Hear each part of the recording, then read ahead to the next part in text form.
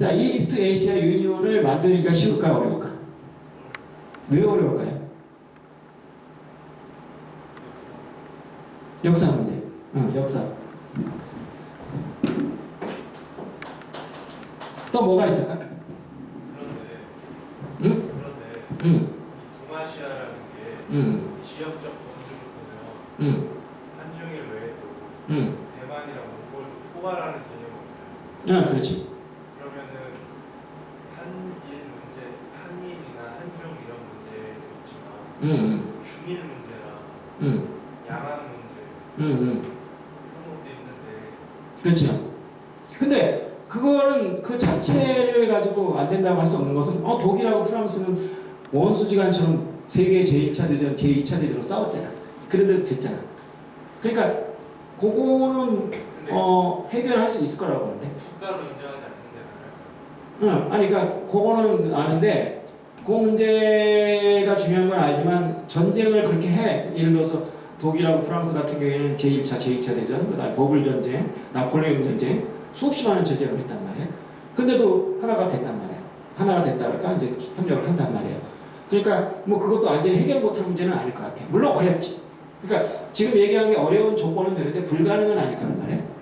뭐 그러니까 이 정치적인 충돌 문제, 이거 이제 어떤 대립이나 충돌 문제, 이건 분명히 있어요. 역사 문제도 있어요. 그리고 또 한 가지는 미국의 방위가 있어요. 미국. 근데 사실은 EAU를 하려고 옛날에도 몇 번 있었어, 시도가. 그리고 IMF 때도 한 번 있었어. 그 말레이시아 그 수상인가 하는 사람이 그 IMF 터지고 뭐 말레이시아에도 외환위기 터지고 그러니까 동아시아를 만들자고 할 때 미국 깨버렸어. 미국 입장에서는 지역 공동체를 절대 환영하지 않아. 왜냐? 각 지역이 뭉쳐버리면 자기가 영향력을 발휘하기 어렵잖아. 그러니까 유럽에게는 함부로 못하잖아.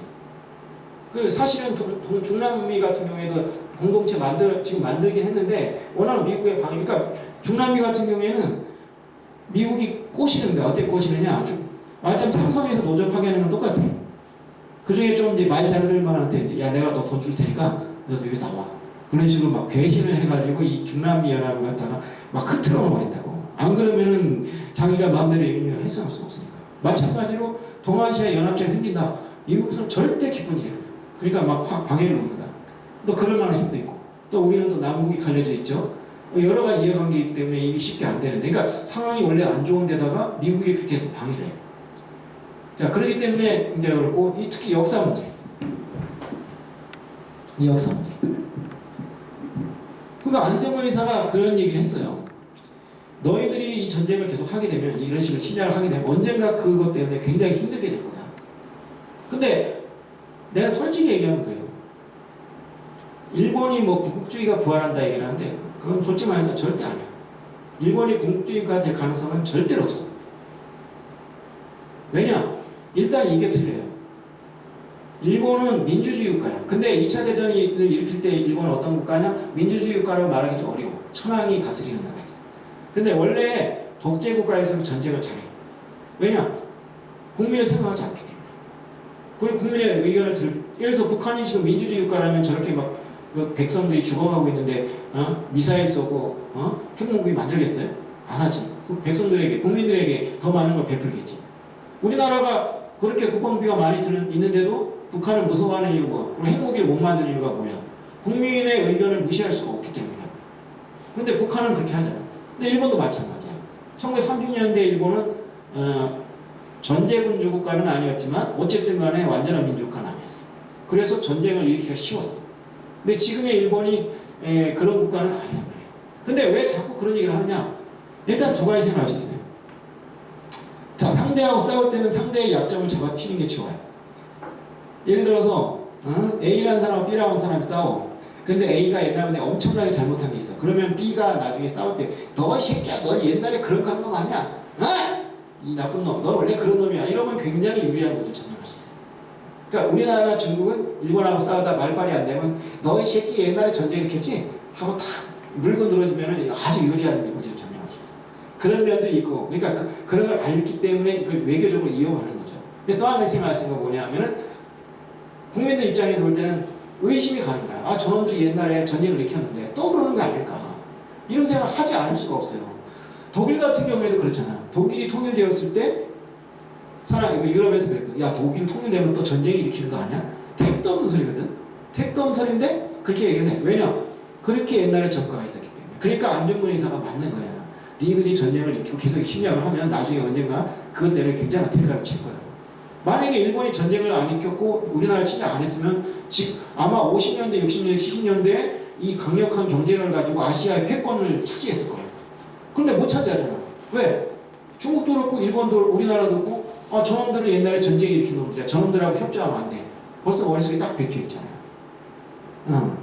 그리고 뭐 잘못하면 무조건 옛날 얘기 다 계속 끌어내고. 자기들이 잘못한 거야. 자업자득이야. 이런 문제가 있기 때문에 굉장히 어려워요. 이해를 만드는 게 이게 쉬운 일이 아니에요. 이게. 여기 보면은 이제 이런 글을 썼어요. 동아시아의 결상의 또 다른 장애는 일본의 침략의 역사라는 침략의 역사적 부의 예상이다. 안중근은 일본이 침략의 길을 가게 되면 신뢰를 잃게 될 것이라고 했는데 그 말은 정확히 실현되었다. 일본은 동아시아과 특히 한국과 중국의 신뢰를 받지 못하고 있는데 가장 중요한 이유는 과거의 침략의 역사일 것이다. 일본이 동아시아를 주도권을 쥐고 싶어도 그러한 과거의 역사는 큰 거짓말이 된다. 과거의 잘못으로 신뢰를 받지 못하는 전과자 같은 신세이다. 게다가 그러한 과거에 대한 제대로 된 반성과 사과도 하지 않는다는 의기심을 떨쳐버리려는 성의 있는 태도도 보이지 않는다. 이 문제는 잘못을 했는데도 지금도 그것을 인정하지 않고 계속 뻑하면 이상한 소리를 하는 거야. 그리고 정군이하고 문제에 대해서 해결하지 않고 이런 문제가 있어가지고 이게 굉장히 어려움을 겪고 있는 거죠. 거기다 이제 또 다른 문제가 있어. 이 중국이라는 문제. 중국. 나는 이 중국 역사를 공부하면서 어떤 느낌이 드냐면 안타까운 게 자, 중국의 면적이 우리나라 몇 배죠? 우리나라 남북한 합친 면적. 남북한 22만이죠? 중국이 몇 만인지 알아요? 거의 1000만이에요. 그러니까 50배 거의. 일본이 얼마인지 알아요? 36만이에요. 일본이 거의 30배예요. 그러니까 쉽게 해서 중국은 일본이라는 나라는 30개가 들어가신 나라예요. 근데 만약에 중국이 30개 나라 분열되어 있다면 어떨까? 어떻게 다를까? 아마 이해를 만들기 훨씬 쉬울 거예요. 왜냐? 자, 생각을 해봐요. 옛날에 동아시아를 만들 때 가장 문제점이 뭐냐? 일본이 너무 강인 거예요. 그러니까 다른 나라들은 뭐냐? 만약에 일본이랑 같이 일을 하면 우리는 분명히 잡아먹힐 거다. 이런 생각을 한 거예요. 더구나 침략까지 했잖아요. 그러니까 일본을 신뢰할 수가 없어. 그런데 만약 지금 동아시아 연합을 만든다 그러면 누가 제일 의심스럽냐? 사실은 일본보다는 중국이에요. 중국이 다른 나라들 깔아뭉개고 종속시킬 수가 있어. 걔네들 생각하는 게 뭐야? 중화사상입니다. 중화사상이 뭐야? 자기들이 문명국가고 주변의 나라들을 오랑캐다. 그래서 우리나라를 뭐라고 했어요? 동이족이라고 했잖아요. 동쪽에는 오랑캐다. 그렇게 했거든. 근데 지금 지금 명실상부하게 엄청나게 큰 국가가 됐잖아. 이대로 계속 가면 GDP를 미국을 능가한다는 얘기가 있거든. 그렇게 됐을 때 너무 밸런스가 안 맞아. 그러니까 말하자면 미국하고 중남미하고 합쳐지면 미국한테 중남미 다 맥혀버릴 거 아니야. 우리 그런 염려를 하거든. 근데 만약에 중국이 30개 나라 분리돼 있어. 얼마나 좋아? 30분의 1이니까 힘이 없잖아. 힘이 없으니까 당연히 우리 협력하자 그래서 하나가 되는 거야. 더구나 또 이 미국이 동아시아를 그냥 내버려둬요. 그 지금 우리 사드 문제로 지금 난리 났잖아요. 그럼 우리는 입장에서는 이 중국 편을 들기도 그렇고 미국 편을 들기도 그렇고 이런 중간에 난처한 입장이라고 이런 어떻게 극복해야 되냐. 이런 문제가 심각하다. 그러니까 중국이라는 나라가 과연 이 동아시아를 제대로 이익하고 할 수 있는 나라냐? 최소한 미국같이라도 할 수 있는 나라냐? 또 의심스럽단 말이에요. 여러 가지 문제가 겹치죠. 그리고 유럽 같은 경우에는 과거부터 전쟁도 많이 했지만 교류도 상당히 많이 했거든. 근데 우리나라는 물론 일본하고 교류도 했고 중국과 교류했지만 유럽의 교류하고 비교가 안 되죠. 뭐 그런 식의 어떤 과거의 교류가 없었기 때문에 또 거기다 식민지 침략 문제 이런 문제까지 겹치고 거기다 중국의 패권주의도 겹치고 또 미국의 방해도 있고 생각해보면 너무 많아. 진짜 어려워. 자, 그럼에도 불구하고 여기 나왔지만 그럼에도 불구하고 아까 얘기했잖아요. 유럽이 공동체를 만들면서 지난 70년간 전쟁을 한 번도 안 했다. 적어도 유럽 전체의 어떤 대규모 전쟁은 한 번도 없었다. 그것이 바로 공동체의 힘이다. 그렇기 때문에 이 세계의 평화와 행복을 가져오기 위해서는 공동체라는 게 무척 필요한 거구나라는 걸 EU를 통해서 우리가 확실하게 하게 됩니다.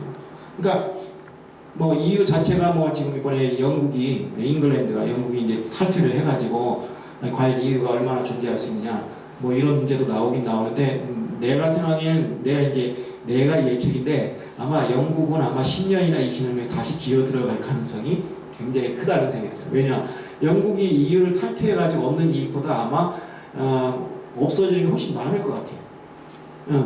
사실 지금 유럽의 패권은 거의 누가 쥐고 있어 지금. 유럽의 제일 지금 우두머리 누구라고? 독일이란 말이야. 그러니까 독일을 뭐 원리하고 지들이 옛날하고 똑같은 나라 봐. 옛날에 뭐 세 가지 제한 나라 영국인 것처럼 착각하고 있는 것 같은데 아마 10년이나 내로 아마 다시 기어 들어갈 가능성이 굉장히 난 높다고 봐요. 뭐 그건 알 수 없지만 어쨌든 이제 집을 나가서 아마 개고생을 하면은 아마 이제 영국이 이거 아니구나. 왜냐하면 영국이라는 나라가 원래 EC에도 잘 가입 안 하려고 그랬어. EC가 처음 생겼을 때 우리는 안 들어가 하고 안 들어갔었어. 그런데 몇 년이 지나서 이거 안 되겠다 싶어서 다시 기어 들어간 거야. 영국이 그런 전과가 있어요. 그러니까 이 EU라는 그 어떤 그 공동체를 통해서 유럽이 그 평화로운 그 이 지역이 됐단 말이에요. 세계 화약고에서. 그런 의미에서 볼 때 이 지역 공동체라는 게 굉장히 중요하고 그 지역 공동체를 만들기 위해서는 이 아시아, 동아시아도 역시 이 공동체를 만들어야 돼요. 이 AU를 만들어야 됩니다. 그래야 이 전 세계 공동체가 이루어지죠. 그럼 아까 얘기한 문제들을 어떻게 하느냐, 중국 문제는 어떻게 하냐, 역사 문제는 어떻게 하냐, 이 모든 충돌 문제는 어떻게 하냐, 어떻게 해야 하나씩 해결해 가야지. 그죠? 하나씩 해결해 가야 돼요. 이 문제. 그 중에서 이제 역사 문제를 이제 얘기를 하면은 자, 인간이라는 게 잘못을 해도 그렇게 쉽게 인정하는 사람들이 아니에요. 그죠? 아니, 신차원 같은 인간도 유영철 같은 인간, 알잖아요, 유영철이가 감옥에 가지고 나 잘못했어요. 정말 잘못해서 이렇게 생각할까요? 아닐걸? 그 인간도 그럴걸? 아니, 재수 없어. 걸리지 말아야 되는데. 이렇게 생각하고 있을 거라. 원래 인간이란 그렇게 치사하고 더러운 존재야. 그냥 하물며 국가가 남에게 잘못했다고 그리고 잘못을 인정해달라고 인정하겠다 하기 쉽지 않습니다. 거기다 또 문제는 뭐냐면 일본의 책임이라는 게 전쟁 책임만 이게 아니에요. 식민지 책임이 있는데 내가 여러 번 얘기했지만 전쟁 책임을 인정한 나라는 있어도 식민지 책임 인정한 나라가 없어요. 영국이나 프랑스 같은 나라가 전쟁 책임을 인정해도 식민지 책임 인정하지 않습니다. 보상 안 해요. 심지어 영국 같은 경우에는 인도한테 그랬어요. 너희가 우리나라 식민지 된 거 영광인 줄 알라고. 이런 개소리까지 했어요. 그리고 아프리카 국가에서 식민지 문제로 배상 요구를 했을 때 딱 잡아줬습니다. 그래서 결국 재판에 들어갔죠. 일본이 우리나라한테 재판하면서 예를 들어서 뭐 미쓰비시라 이런 회사가 옛날에 그 임금 안 준 거 있거든. 그거 달라고 했더니 끝까지 싸우잖아. 마찬가지야 여기도. 그러니까 일본 입장에서 억울한 거야. 아니 그런 예가 있냐? 식민지 배상을 한 나라가 이제 없다. 그래도 우리는 옛날에 한일 협정하면서 그래도 몇억 달러를 주지 않았느냐? 이 정도면 됐지 왜 자꾸 달라고 하느냐? 이런 식으로 예를 들면 유태인들을 600만 원 죽였어요 독일 사람들이. 그렇다고 해서 독일 사람들이 이스라엘에게 600만 죽였으니 거기다 보상금을 줬냐? 안 줬다고. 그런데 우리가 왜 종군이랑 책임져야 되냐? 뭐 이런 식으로 나오는데 그 말이 물론 잘못된 거죠. 그건 말이 안 되고 그거는 그래서는 안 되지만 자기들 입장에서는 그렇게 할 말이 있단 말이에요. 그걸 갖다 하루아침에 설득시키는 건 불가능하다. 그렇다고 해서 우리가 앞으로 나아갈 길을 포기하고 말아야 되느냐? 그건 아니란 말이에요. 그럼 어떻게 해야 되느냐? 그 문제는 그 문제고 이 문제는 이 문제고 우리가 별개로 생각할 필요가 있다. 그러니까 옆집하고 싸웠어요. 옆집하고 싸워가지고 원한이 있는데 그 원한을 풀기까지 예를 들어서 우리 이번에 물러난 박근혜 대통령이 그 정권위안부 문제를 문제 삼아가지고 아베를 안 만났어요. 3년 동안. 그게 과연 현명한 짓이냐? 그 정권위안부 문제가 하루아침 해결될 문제도 아닌데 그거 해결될 때까지 안 만나겠다고 버티는 게 과연 올바른 거냐, 아니면 만나서 문제를 해결하기 위해서 열심히 노력하는 게 중요하냐. 그걸 볼 때 후자가 더 낫지 않을까. 그러니까 역사 문제도 지금 얘기한 것처럼 일본도 일본 나라의 입장이 있으니까 그 입장을 이해하면서, 그러나 그럼에도 불구하고 너희들이 잘못한 건 잘못한 게 아니냐, 이런 식으로 앞으로 100년이 걸리든 200년이 걸리든 우리가 그 일을 추진하면서, 그럼에도 불구하고 어떤 그 동아시아 연합을 통해서 우리 지역을 하나로 만들어서 이 지역에 어떤 병화 번영을 가져오고, 그 병화 번영을 통해서 세계가 하나가 되는 어떤 큰 흐름에 동참해야 되지 않을까, 이런 생각을 할 수밖에 없는 거죠.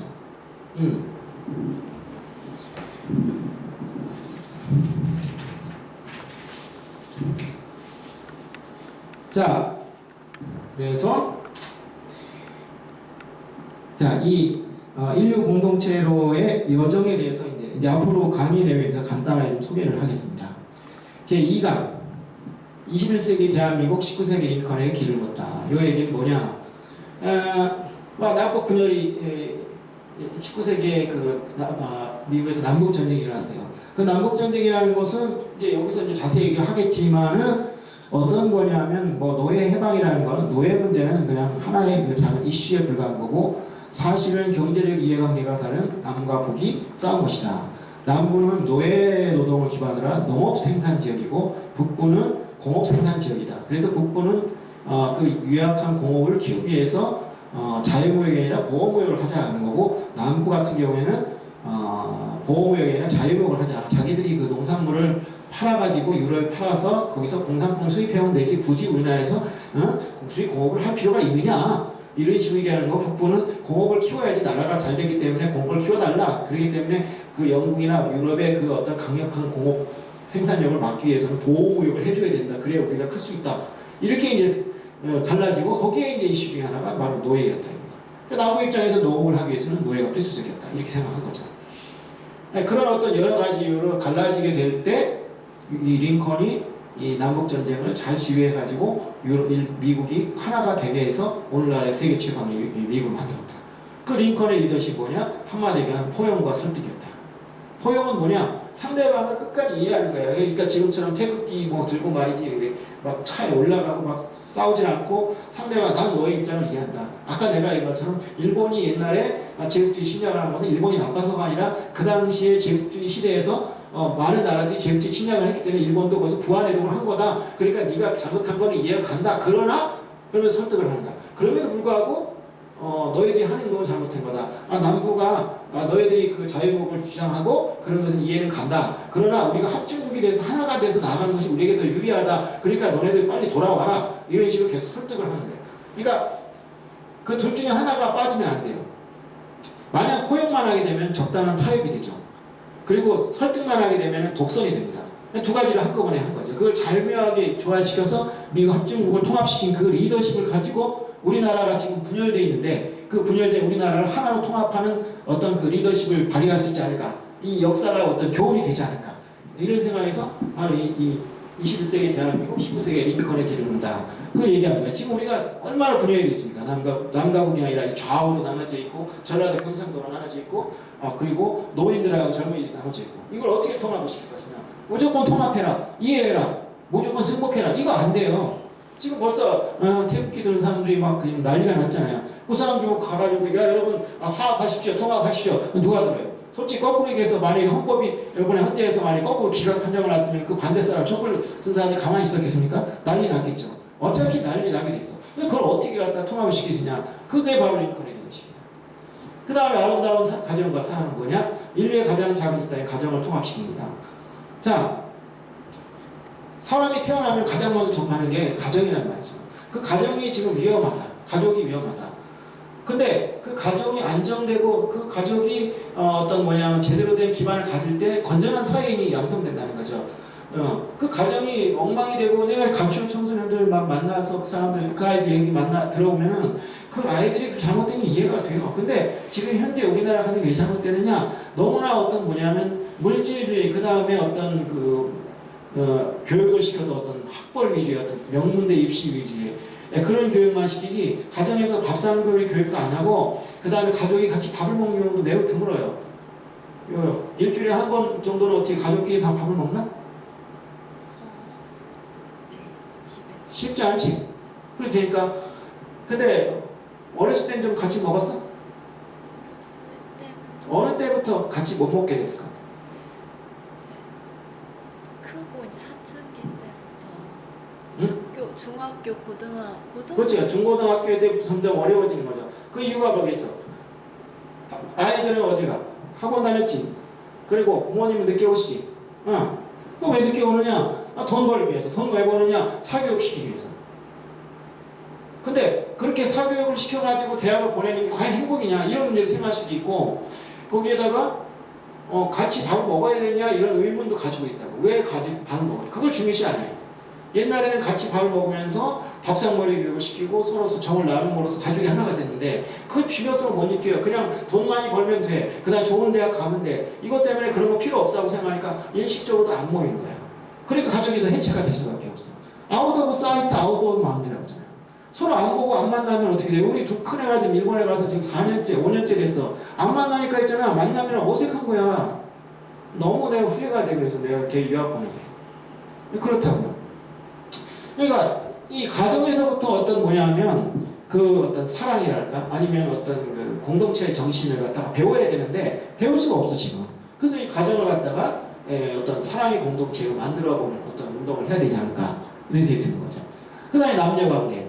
지구의 절반이 남자고 지구의 절반이 여자인데 오늘 작년에 그 강남역 사건에서 보다시피 지금 우리나라에서 남녀간의 전쟁이 벌어지고 있어요. 그래서 뭐 메갈이 어쩌고 일베가 어쩌고 그 사람들 마음 이해를 가는데 문제는 남과 여는 적이 될 수가 없어요. 왜냐하면 가정을 이루고 살거든 같이.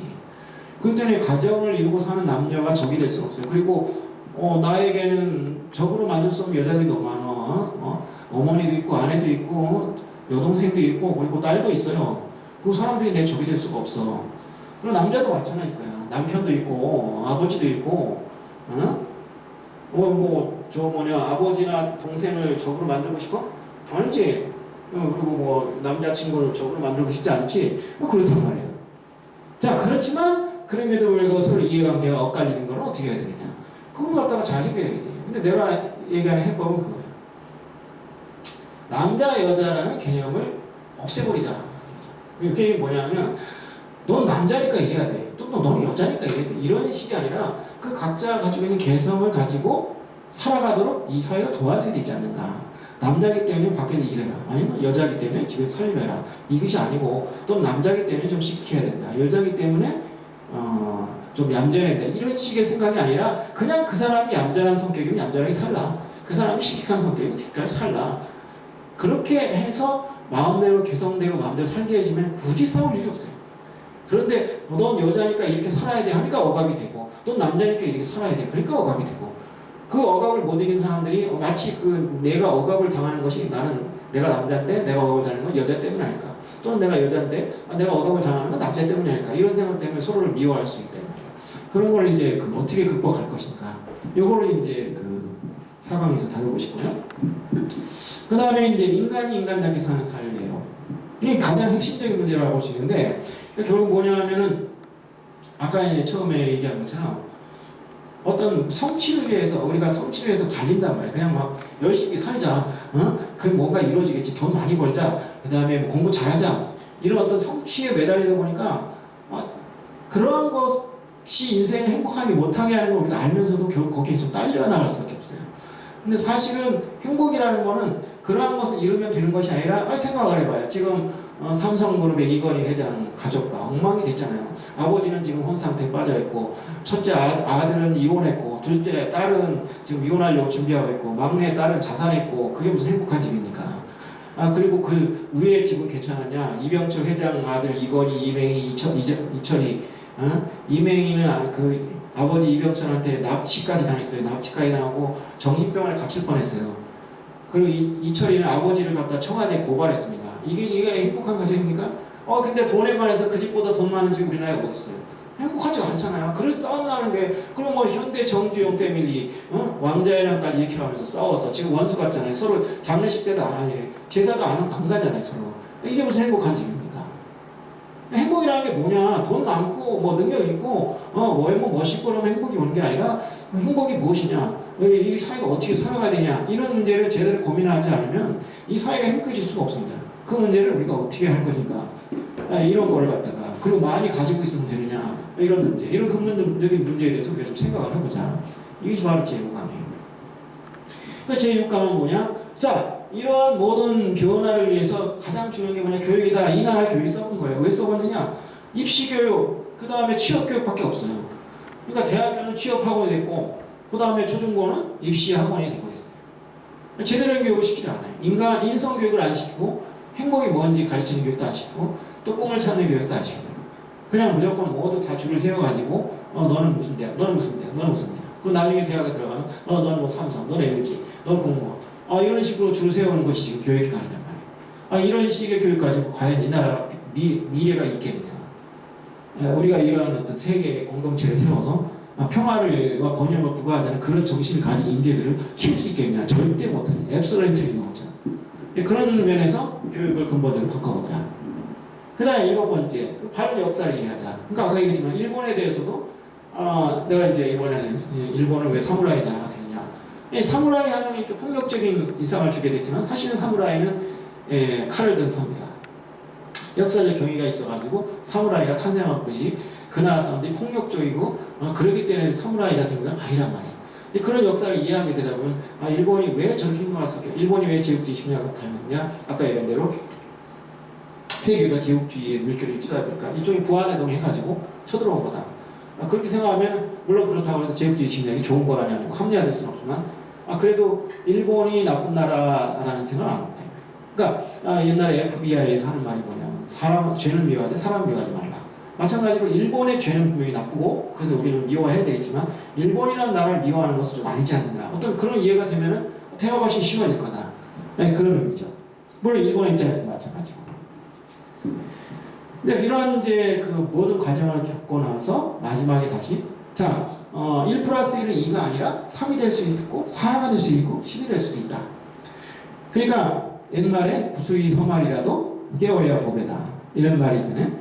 그러니까 뭐냐 하면 지금까지 얘기한 것을 다 엮어가지고 이 각 레벨별로 각 수준별로 이제 얘기가 되는 거죠.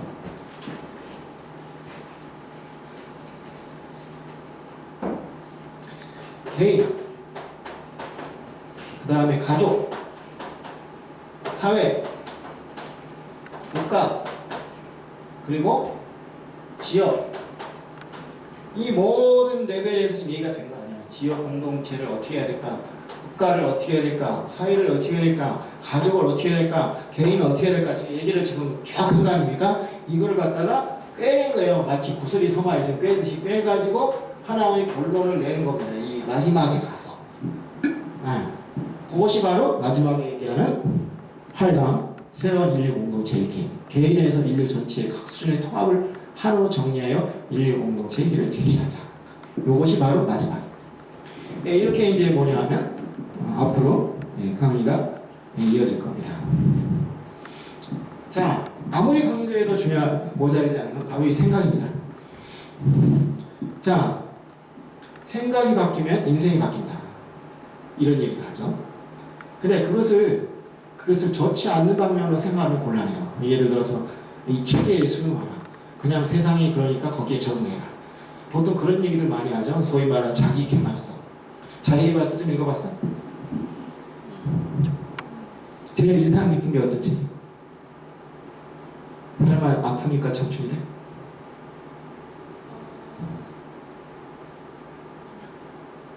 한 가지에 집중하라. 응? 한 가지에 집중하라. 한 가지 집중해라. 거기서 어떤 얘기를 들었어요? 그냥 이것저것 하기보다는 하는 거랑 봐라. 뭐 그것도 나쁘지 않겠네. 그러니까 자기 개발서 자체가 나쁜 건 아니에요.